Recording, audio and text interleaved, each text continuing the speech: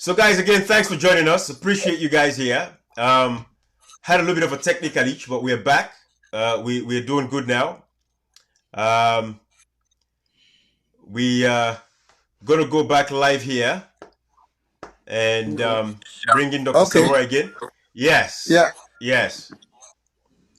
So, Doc, like I was saying, you know, I brought you here. We're not gonna play courts now. This one, you know what I mean? We're not gonna play courthouse. You've clarified everything. The layman in Sierra Leone at this particular point understands. Don't worry about all of that stuff. I'm just putting these things out here. For sure, these guys say, hey, they're not dealing with idiots. They're dealing with people that are intelligent, and we know the subject matters. We know the issues. So don't worry yourself about that. You've explained that very clearly at this particular point. And like I said, we're going to cut that clip. We're going to share with the rest of Sierra Leoneans. They would have this. I hope, say, Francis Benkaifala is going to learn a thing or two from this particular experience where you don't can share with Prisonaya. Because you see, there's this thing out there. These guys, they've been creating this perception, like say, the APC government, your government back then, was the most corrupt government we've ever had. We're now in our own times. We see exactly what is happening in the country. When you take the Africanist press, it is a treasure trove of trouble. Look at this man. This is the chief minister we have, which brings me to the next video for Shonaya. But let me tell you guys what I'm doing. I'm setting the spade work. Because, Doc, I want you to understand this.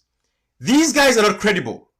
With all of this noise that they've made, I'm showing Sierra Leoneans now for the world to see that when you look at the chief minister, the same man that came with the GTT report, you look at the Francis Benkaifala, let us take a video. Let us take a look at this man, what he said. Because we have to let Sierra Leoneans understand why I'm doing what we're doing. Let me share this video. This is the same chief minister now with the GTT report that said you guys were anyampis, you guys committed egregious infractions.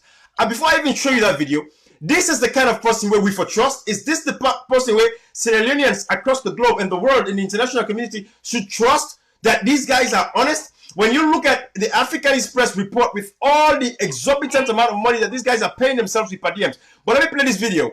I mean, just to lay the spade work so you guys understand that, because Dr. Samura, Kamara, I want you to understand what they're trying to do is to bring disrepute to your names. And Doc, you're out of frame. It's to bring disrepute to your name. So what they're doing, if they make enough noise about all of these things, then the international community see you guys like you're corrupt. When if anything, this government that we have is the most corrupt government we've ever had. And it's there to show. But watch this video. This is a new direction, new generation, new government. Rather than they talk about delivery. So we got to make sure we start with this road here for 2 and 4. But we work for work with people that wouldn't get interest for transform Lagos. For the first time when we do road, please make sure if they give 100 million loans, if it's possible, use 99% of that for the road. Many people then say you don't do the road. That 1% you put on a pocket, don't do the road. That 1% you put on a pocket, don't do the road. That 1% you put on a pocket, not to do the road. That 1% you put on a pocket, not to bad thing. So I'm laying the spade work, guys. I'm laying the spade work, Doc. You know, you didn't have to spend the amount of time that you spent on actually explaining the whole thing, but it's good that you've explained it to us. But these are the people that are in government now that are telling us that you guys were corrupt. When we look at it again, if I go into the Africanist press, it is a treasure trove of facts upon facts after facts. This man, look at what they did. And up till now, it's still going on with the spate of corruption in our country. But again, this is the same man. I have another video. Let me put this up here for you guys so you guys can see this one. This is the same man where it go in a territory for say, you know, you guys committed egregious infractions. Listen to this. Sierra Leoneans, because if everything they're doing is to bring disrepute to your name and your character at the international globe, you know, and so that they go paint this picture, say, you guys were the most corrupt, when if anything, we've seen them, the international community have seen this government for who they are. Watch this video real quick. I'm not going to play the whole thing, but I want you guys to see this.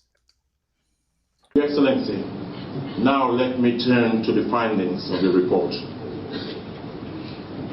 We found that at the time of assuming office as president on the 4th of April 2018, Sierra Leone was in a state of near financial bankruptcy and facing the worst economic crisis since independence in 1961.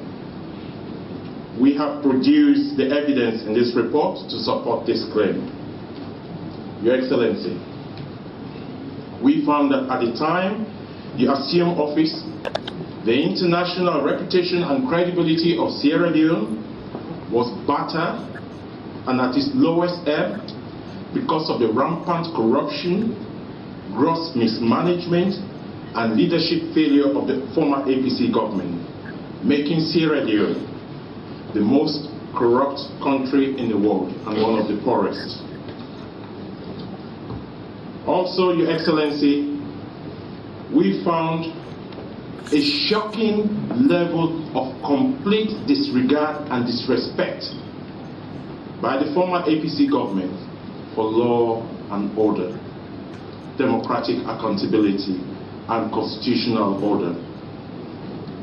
We found, Your Excellency, that the leadership of the former APC government behaved as if they were above the law and appropriated the state and its natural resources as their own private property. They signed contracts with mining companies and approved by the APC-dominated parliament in which mining companies were permitted not to pay any taxes to the country in return for bribes. You know, Doc, this is a man who is speaking about things he has no idea, he has no clue. But again, when you look at this guy, these guys are the most corrupt. Is there anything you want to say about that? Because I want to move past this. Because again, we've painted the picture of these guys. Talk to me, Doc. Talk to me. Ibrahim, you know, I think what has happened to Sierra Leone is that Sierra Leoneans now have an opportunity to compare the past and the present. And as they do so, they're not naive. Even the woman, the mamina at the village, and now they understand issues better. What has happened to us is a disgrace, really. But for us now, the APC, I can always say, it allows us time to look back and reflect.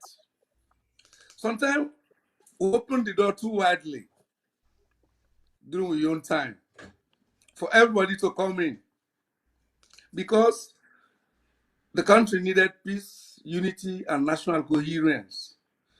The country needed inclusiveness in its management. That's why even when I was in finance and up to today, you know, they were trained, were bring up from love and they still run the Ministry of Finance. So. In foreign affairs, still the day. Central bank, that is still the day. There was no tribalism, there was no regionalism. Now competence now they deal with.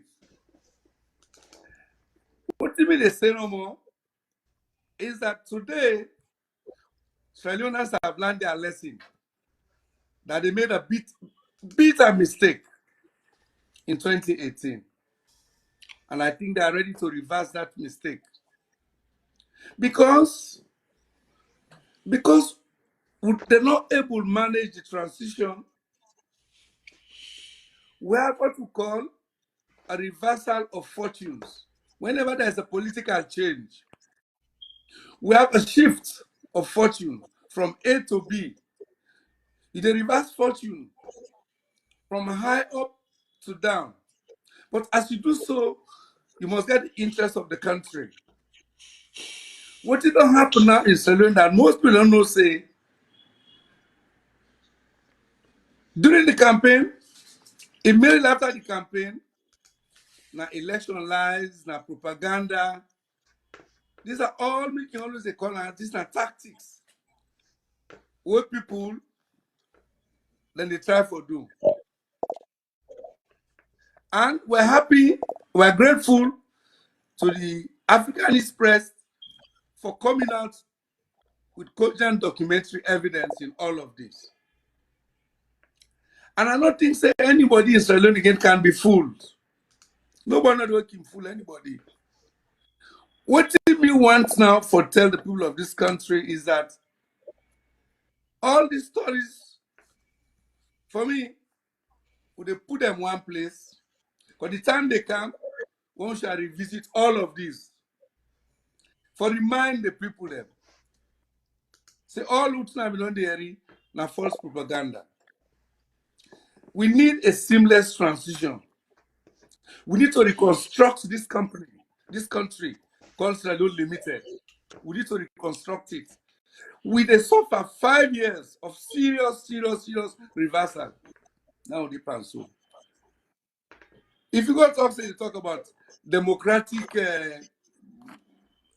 unaccountability, would I don't show democratic accountability than this government? In parliament, the speaker, the parliamentarians. Now the first thing is when you lost an election petition, then install somebody, they're not going to buy election. Yeah. Is that democracy? Nope. And the first thing is a party will get a majority in parliament, no will elect a speaker. Is that democratic? The Nope. democratic accountability? No. But I'm happy to know that today, even the average Sierra Leonean, they don't understand now. So we cannot be fooled anymore. Absolutely. In foreign affairs, with the way we sold Sierra Leone, the way we put Sierra Leone up like the international community, all the embassies, also the open embassies, we don't do all the paid work, some we don't get financing, we don't get accommodation. They have not added anything new. We say we left, now they just can't take. Whether it's in Egypt, in Kenya, we have done all of that. That's nothing new. So you say Sierra Leone not get international reputation. It's not possible. The number of embassies that will open, the consulates that will open, we are moving away from what we can always call the normal, conventional foreign affairs diplomacy. So economic diplomacy, developmental diplomacy.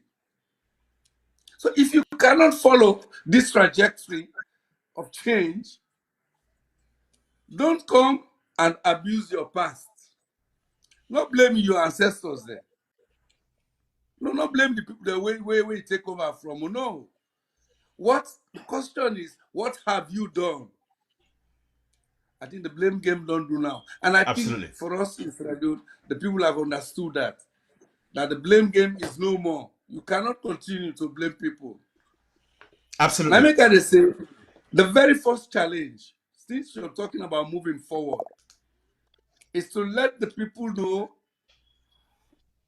what is the definition of our transition, our interface between where they would have left off in 2023 or so and where we will take over.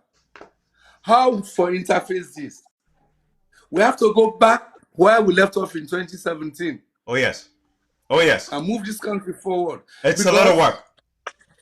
We are stalled. We are not moving. Is Ibrahim? I'll be just one, Doc. If I can quickly, that's a very good point because we need for kind of like know where we left off, and in a very peaceful way, just like what you say, peaceful transition. If only they could have incorporated you guys, like in a peaceful transition. But I think they came to kind of like say, you know what, let's play the dirty politics. But you know, luckily enough, like documentations are there where kind of like show we say they were lying. How can you meet a broken economy with within the grow? When like during the last government where you the talk say like was battered, the economy grow like the best way Salon don't ever get. Like the history of Salon. We see like trajectory. How can you tell us you meet a broken economy? But you see, Doc, the point you make, say going back and see where we left off and things like that. We came up with an acronym, which I believe Ibrahim is about to introduce, which I think it's about the way forward. For me, you know, like these guys have been exposed. You know, like we just show them one or two things there for make people and see say what we are saying.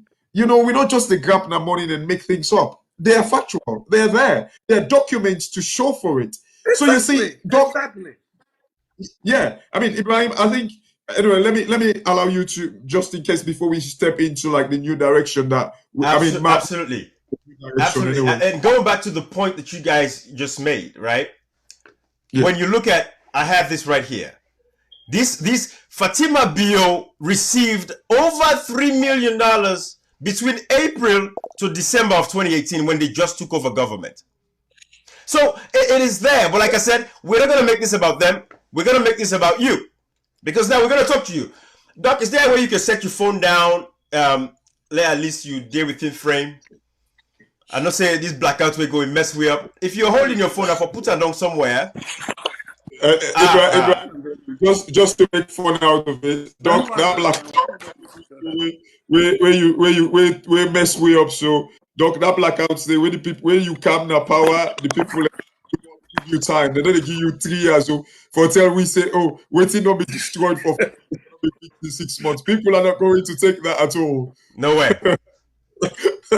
No way. Anyway. So Doc, you're moving forward. In 2023, you're the next president of the Republic of Sierra Leone. The people of Sierra Leone know this for a fact. The international community knows regime change is a must. It is absolutely necessary at this particular point. We have to get rid of these guys because if otherwise, there's so many problems that you see this president even just traveling, at a time when with this coronavirus and all of that stuff. But I'm going to talk to you because we can go on and on about the SLPP, which I don't want to do.